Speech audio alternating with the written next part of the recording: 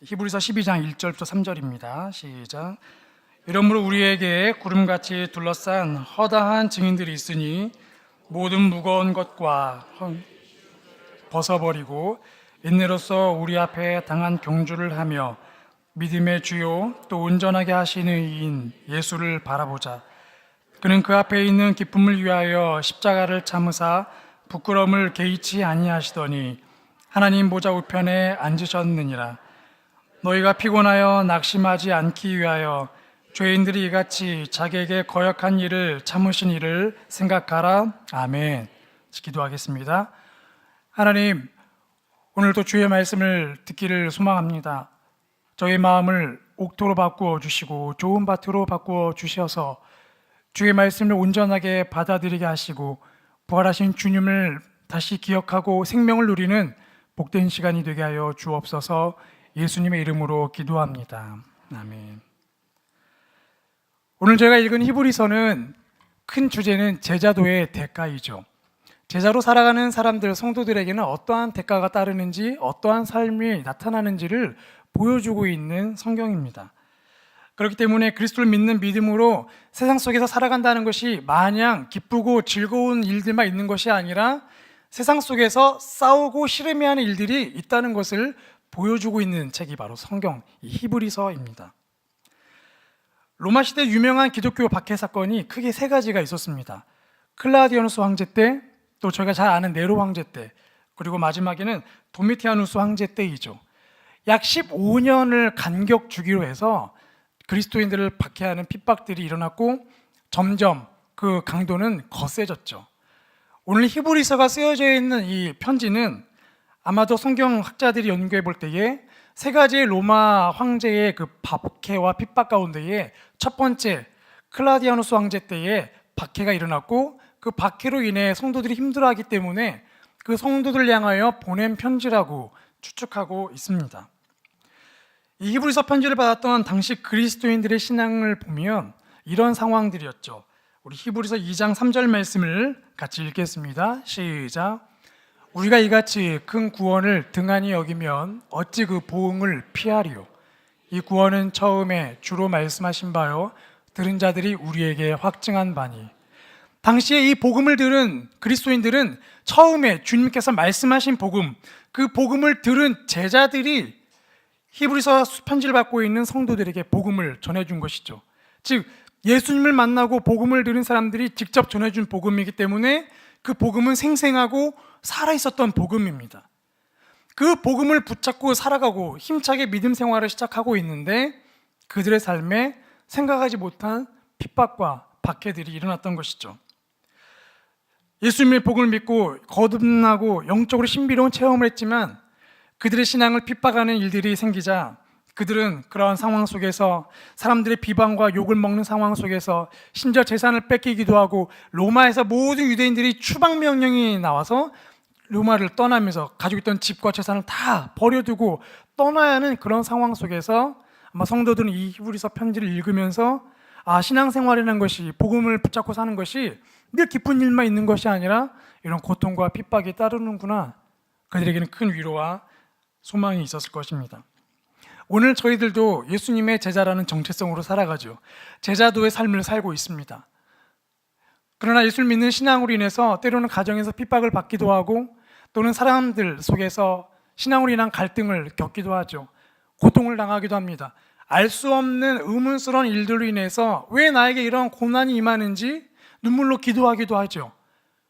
오늘 이런 제자도의 삶을 살아가는 성도들을 향해서 오늘 성경 말씀은 그것이 바로 우리가 살아가야 할 진짜 삶의 모습이라고 소개하고 있죠. 성경은 성도들의 삶을 여러 가지로 비유합니다. 오늘 본문을 보면 우리의 삶을 이렇게 비유하고 있죠. 1절 말씀을 같이 읽겠습니다. 시작. 이러므로 우리에게 구름같이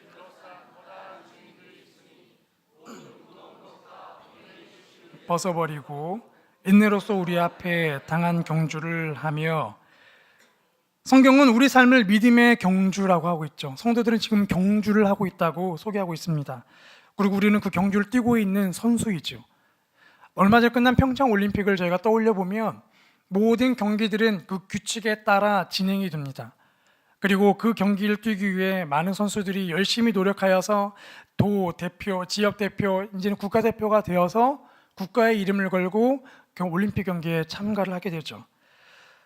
그 경기에는 큰 환호성도 있기도 하지만 때로는 안타까운, 찬성을 자아내기도 하지만 때로는 사람들에게 아픈 마음, 안타까운 마음을 전해주는 여러 드라마틱한 사건들이 등장하죠.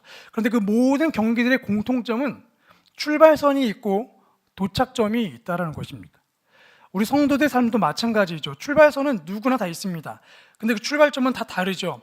어떤 분은 신앙생활하는 부모님 모태신앙, 또 뭐 몇 대 기독교 집안에서 신앙생활을 시작하는 분이 있는가 하면, 또 어떤 분은 불교 집안에서 본인이 먼저 믿음 생활을 시작한 케이스도 있습니다.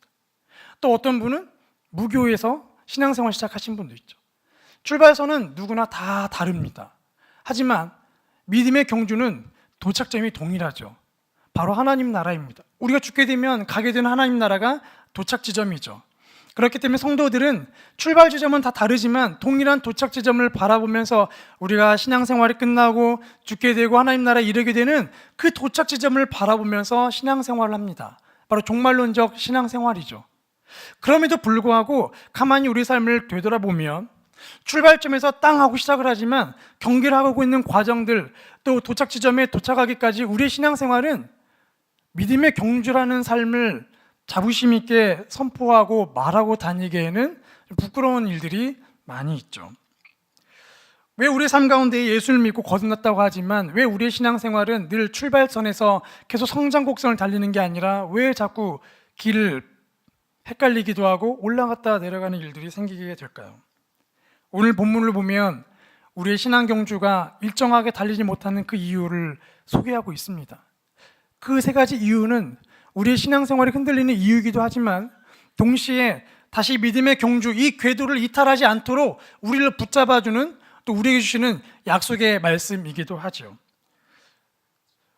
첫 번째, 하나님께서 우리에게 말씀하시는, 우리가 신앙생활이 흔들린 이유, 그렇지만 신앙생활을 다시 붙잡을 수 있는 한 가지, 첫 번째를 저에게 말씀하십니다. 우리 1절 말씀을 같이 읽겠습니다. 시작.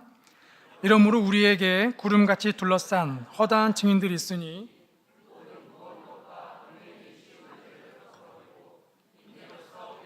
당한 경주를 하며.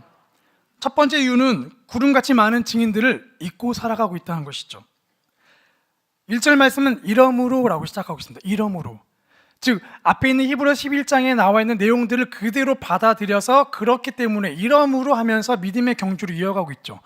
히브리서 11장에는 많은 믿음의 선배들이 나오고 있습니다.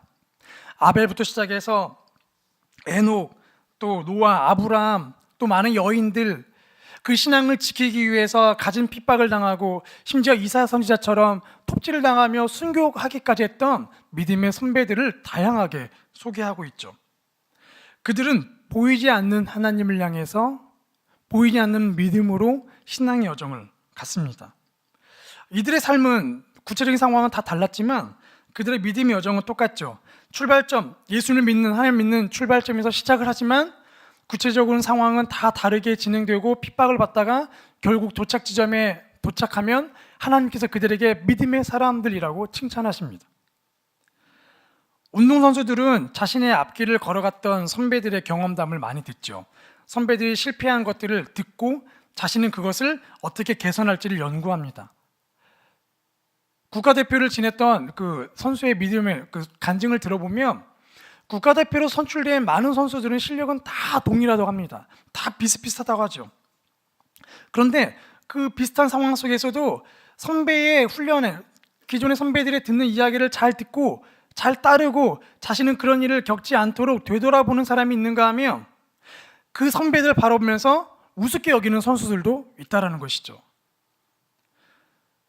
교회에서 가르쳐야 할 세 가지의 이야기에 대해서 기독교 교육학자 앤 윈벌리가 이렇게 이야기합니다. 교회에서는 세 가지 이야기를 가르쳐야 한다. 첫 번째, 자신과 이웃의 살아가는 이야기. 두 번째, 기독교 안에 있는 문화적 전통 이야기. 그리고 마지막 세 번째는 성경에 나오는 그리스도인의 이야기를 교회에서 가르쳐야 한다고 소개하고 있죠. 우리는 성경에 나오는 이 믿음의 선배들을 기억해야 합니다. 그들의 이야기, 그들의 삶을 이야기해야죠. 왜 그럴까요? 두 가지 이유가 있습니다. 첫 번째, 그들의 신앙과 믿음의 노력들을 보면서 그들을 칭찬하고 그들을 닮기 위해서가 아니라, 또 그들이 얼마나 신앙생활에서 그들의 힘으로 이겨내는지를 보는 게 아니라 그들이 얼마나 연약한 사람이었는지를 보기 위함이죠.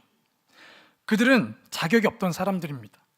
세상적으로나 하나님 앞에서 어떠한 자격도 없는 사람들이죠.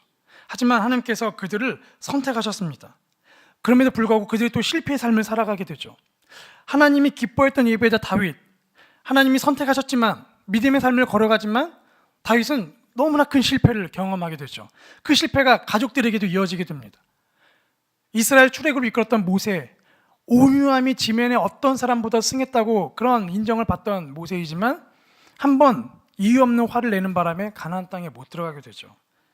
베드로도 마찬가지지 않습니까? 예수님의 수제자로 늘 칭찬받고 늘 예수님이 어디 갈 때마다 따라갔던 제자이지만 위기의 순간에선 예수님을 부인해버리죠. 이렇게 믿음의 사람들도 이런 신앙의 실패들을 경험한다는 것입니다. 얼마나 연약한 존재인지를 우리가 그들을 통해서 봐야 한다는 것이죠. 또 우리가 믿음의 사람들을 이야기하고 기억해야 하는 두 번째 이유는 그렇게 연약하고 넘어지는 성도, 넘어지는 사람들임에도 불구하고 하나님은 여전히 그들을 붙잡아 주시고 여전히 이끌어 가신다는 것이죠. 하나님의 끊임없는 사랑이 그 안에 숨겨져 있기 때문입니다. 그래서 히브리서 기자는 이 믿음의 사람들을 소개할 때에 그들을 증인이라고 소개하죠. 증인입니다. 증인. 자신이 열심히 노력해가지고 믿음을 성취했다라는 자신의 삶을 증거하는 증인이 아니라 내가 이렇게 연약한데 나를 일으켜주고 붙들어준 하나님이 계신다, 그 하나님을 증거하는 증인이라는 것이죠. 오늘 우리의 삶에도 이미 우리의 신앙의 삶을 앞서갔던 믿음의 선배들을 기억해야 합니다. 우리 교회 가운데도 많은 믿음의 선배가 있으시죠. 성경에 기록되어 있는 많은 믿음의 선배들이 있습니다. 그들의 삶을 보며 그들의 증인들의 삶을 보며 우리가 살아갈 때에 우리가 이 믿음의 경주를 다시 또 달려갈 수 있는 힘을, 이탈된 방향을 다시 잡을 수 있는 은혜가 주어지죠. 우리 또 두 번째 이유를 살펴보겠습니다. 1절 말씀을 다시 한번 읽겠습니다. 시작. 이러므로 우리에게 구름같이 둘러싼 허다한 증인들이 있으니 모든 무거운 것과 얽매이기 쉬운 죄를 벗어버리고 인내로서 우리 앞에 당한 경주를 하며, 우리가 믿음의 경주에서 실패하는 이유는 모든 짐과 얽매이기 쉬운 죄를 벗어버리지 않기 때문입니다. 운동선수들은 자신이 뛰고 있는 경기에서 승리하기 위해서 멘탈 훈련을 하죠. 트랙 훈련이라고 하더라고요. 트랙 훈련. 경기장에 입장하기 전부터, 그리고 경기에 뛰어들고 경기에 마치기까지 모든 순간들을 1분 단위로 쪼개어서 계속해서 생각적으로 연습합니다. 계속 생각하는 거죠.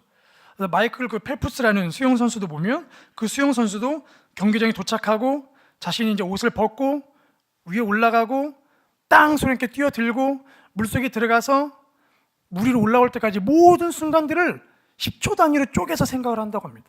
10초 단위 생각해서 내가 이때는 어떻게 하지, 이때는 어떻게 하지, 이때는 어떻게 하고, 이때는 이런 것들을 나를 어렵게 하기 때문에 이런 것들을 경계하고, 그래서 그 마이클 펠프스하고 코치가 수영장에 들어오게 되면 코치가 이렇게 얘기하죠.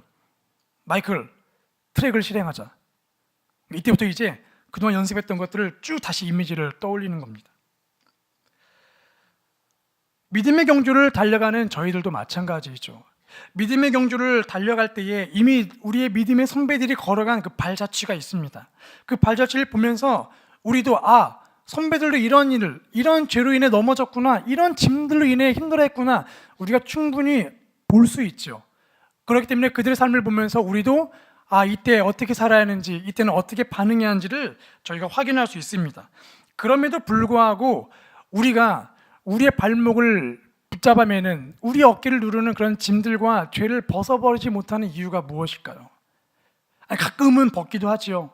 하지만 너무나 자주 벗지 못하는, 끌려다니는 이유가 무엇일까요? 그 안에 달콤한 유혹들, 달콤한 기쁨들이 있기 때문입니다. 그것들을 버리기 위해서는 세상에서 수많은 사람들의 관계 속에서 갈등을 해야죠. 마치 유별난 사람처럼 살아가야 합니다. 그런데 그렇게 사는 것이 쉽지는 않죠. 그렇기 때문에 한 번, 두 번 타협하다 보면 그 안에서 또 몰려오는 기쁨들이 있다 보니 점점 그 죄에, 그 타협에 중독되어져 가는 것이죠. 그래서 결국은 우리가 그 짐과 죄를 벗어버려야 하는데 오히려 그 짐과 죄를 즐기기 시작하기도 합니다. 영혼의 트랙을 실행하지 않기 때문이죠. 죄는 작은 죄, 큰 죄가 없지요. 사소한 죄 하나만도 우리 영혼을 죽이기에 충분한, 치명상을 입히기에 충분한 독성들이 있습니다. 더군다나 죄는 중독성이 있죠. 하나의 죄를 지으면 또 다른 죄로 중독됩니다. 다윗이 지었던 죄를 생각해 보면 다윗은 아마도 그 죄를 그렇게 크게 생각하지 않았을 것입니다. 왕이기 때문이죠. 무엇이나 할 수 있는, 왕의 권력을 할 수 있는 행동이었음에도 불구하고 조그마한 죄가 다윗의 인생을 무너뜨리지 않습니까? 우리 함께 사무엘하 11장 1절 말씀을 읽겠습니다. 시작. 그 해가 돌아와 왕들이 출전할 때가 되매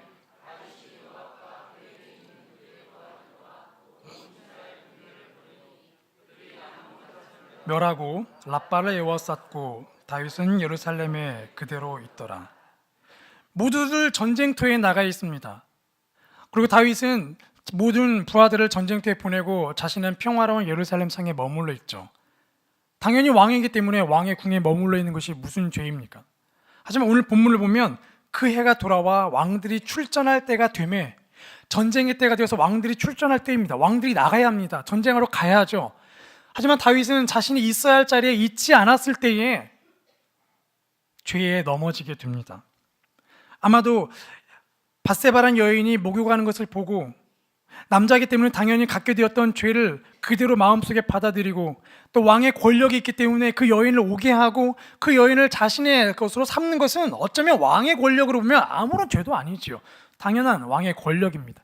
하지만 그 죄 하나가 다윗의 영혼을 병들게 하죠.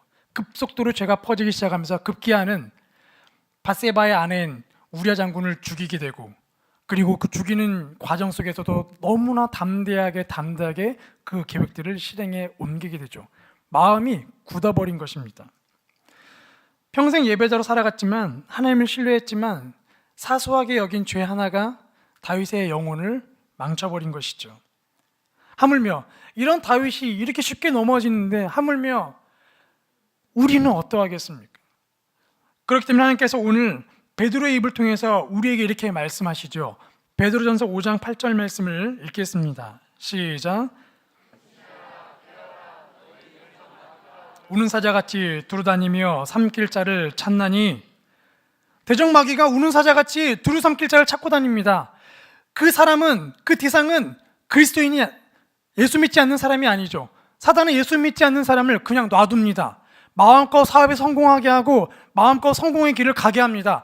놔두죠. 마음껏 재물을 늘리도록 놔둡니다. 절대 건들지 않습니다. 어차피 그의 인생은 속도만 다르지 결국 종착지는 멸망의 길이기 때문이죠.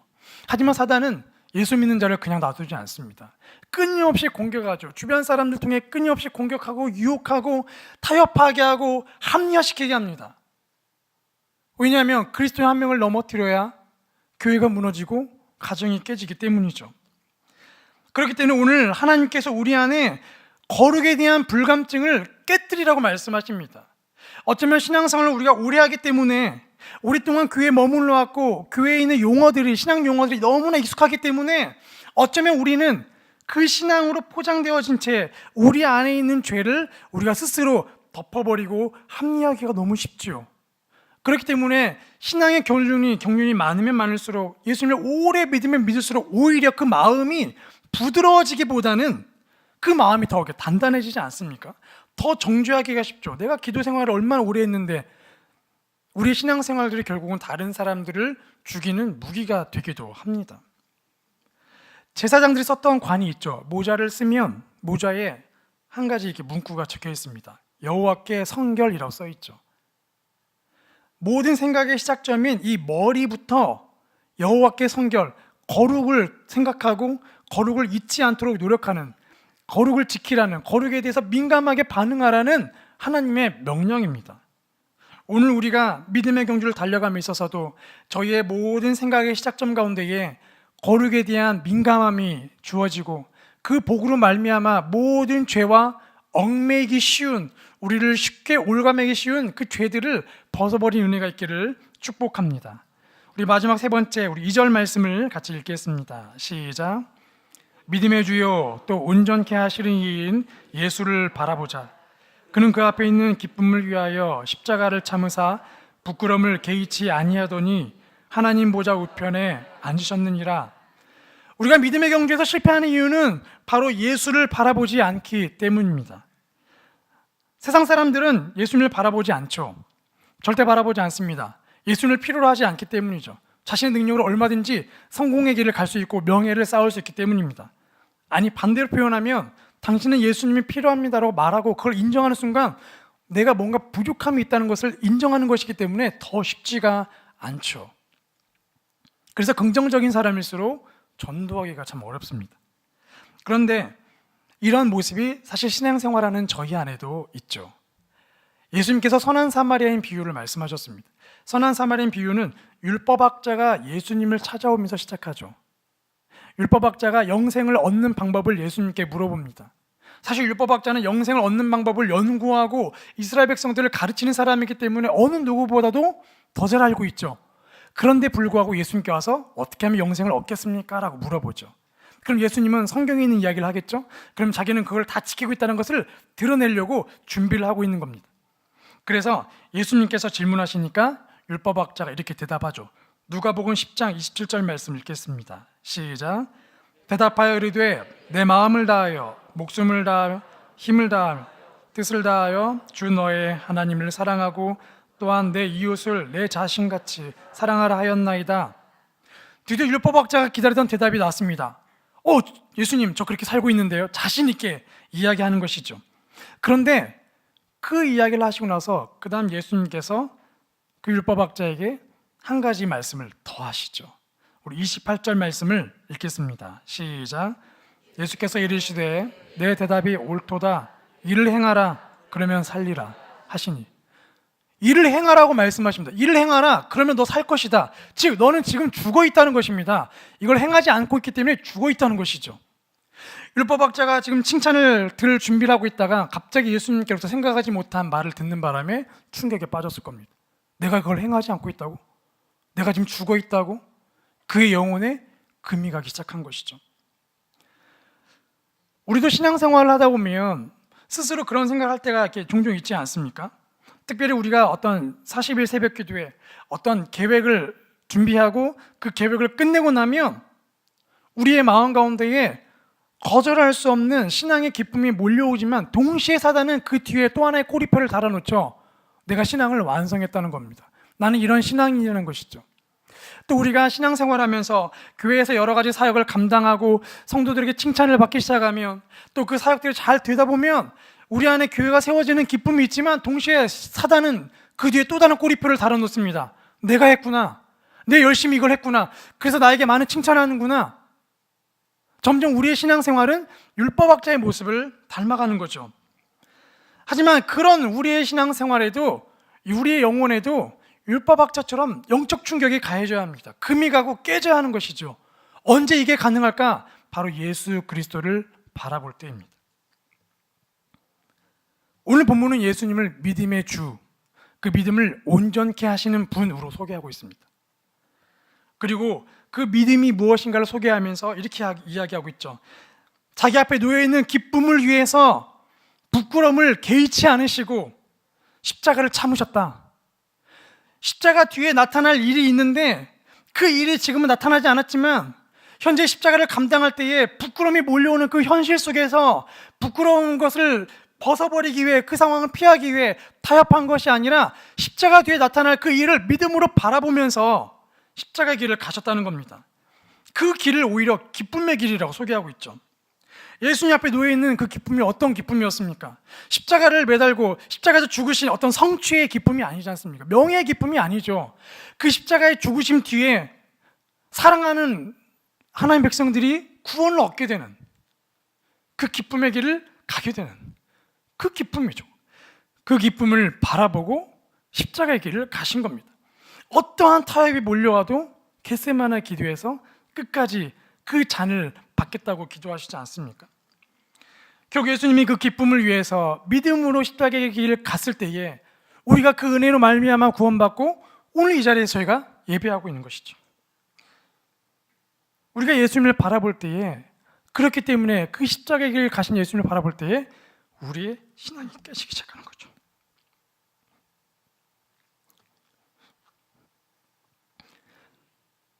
하나님 아버지를 끔찍히 사랑하신 주님을 바라보면서 내 안에 하나님이 아니고 나를 사랑하고 있었구나. 또 우리를 사랑하셔서 십자가의 고통을 참으신 주님을 볼 때에 나는 나를 사랑하기 때문에 다른 사람의 고통을 전혀 개의치 않았었고, 또 이웃을 사랑하고 있었다라는, 그저 몇 푼의 돈을 건네주는 그 행위만으로 우리가 살고 있었다라는 교만함들이 깨지기 시작하는 것이죠. 하나님께 순종하셨던 그 십자가에 가신 예수님을 바라볼 때에 우리의 순종이 얼마나 가벼웠는지가 보이기 시작하는 것입니다. 원수를 사랑하는 예수님의 모습을 볼 때, 하나님과 원수되었던 우리를 사랑하신 그 예수님의 희생을 생각할 때에 우리는 우리 주변에 있는 원수를 사랑하지 못하고 그들을 오히려 비방하고 뒤에서 당을 지어서 말을 만들고 그 사람에게 상처를 줬던 우리의 모습들이 보이기 시작하는 것이죠. 하나님의 영광을 위해서 그 길을 가신 예수님을 볼 때에 내 영광을 위해, 내 명예를 위해, 세상에서 성공을 위해 살고자 했던 우리의 모습이 보이기 시작하고 깨지기 시작하는 것입니다. 하나님만을 의식했던 예수님, 하나님만을 바라봤던 예수님을 볼 때에 비로소 세상 사람들의 시선을 의식하며 살아가는 우리의 영혼이 깨지기 시작하는 것이죠. 이런 삶이 사실 쉽지는 않습니다. 예수님이 신이니까 예수님도 하나님께 이 길을 갔겠지. 아니죠. 예수님도 육신을 동일하게 입으신 분이시죠. 하지만 예수님은 그 믿음으로 그 길을 가신 분이시죠. 그렇기 때문에 오늘 우리 본문 3절 말씀은 우리에게 이렇게 권면하고 위로하십니다. 우리 3절 말씀을 같이 읽겠습니다. 시작. 너희가 피곤하여 이같이 자기에게 거역한 일을 참으신 일을 생각하라. 하나님께서도 아시지요. 우리의 삶이 피곤하고 낙심되는 걸 아십니다. 그래서 말씀하시기를 너희 죄인을 위하여 그 고통을 참으셨던 예수 그리스도를 생각하라 라고 말씀하고 있습니다. 어떠한 것보다 큰 위로는 무엇이냐면 바로 그 예수님을 보여주시는 거죠. 그 예수님을 생각하는 것이 가장 큰 위로입니다. 주님, 내가 너무 힘들어, 너무 힘듭니다. 주님, 내가 어떻게 이 길을 가야죠? 그때 예수님을 생각하면 그 길을 가셨던 나 때문에 예수님께서 그 길을 가셨구나 깨달으면서 우리 영혼이 또 금이 가기 시작하죠.